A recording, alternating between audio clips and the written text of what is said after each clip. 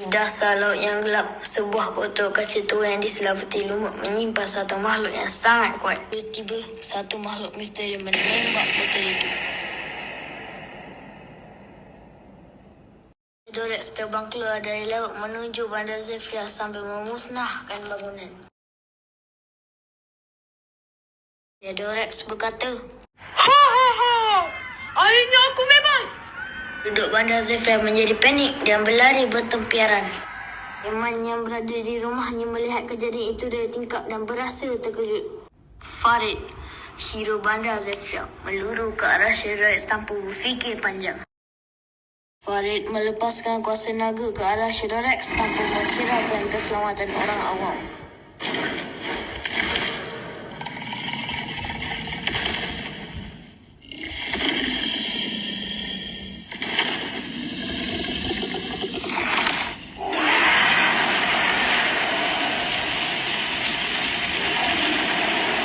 Aiman menasihati Farid supaya mengingati pesanan Tok Guru, tetapi Farid tidak mendengar dan terus menyerang. Farid, sudah. Dengar cakap Tok Guru. Sudahlah. Aku akan memusnahkan makhluk tu juga.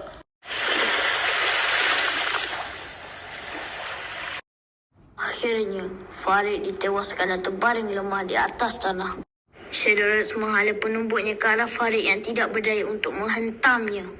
Aiman dengan segera meluru ke hadapan dan menghalang serangan itu untuk melindungi Farid.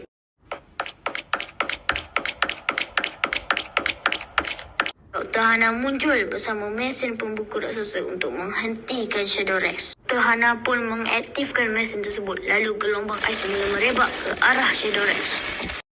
Helikopter agensi keselamatan Aegisco tiba untuk mengangkat Shadow-Rex ke makmal rahsia. Penduduk Zephyr bersorak gembira, manakala Aiman menasihati Farid supaya lebih berhati-hati pada masa hadapan. Lawannya dengan bijak.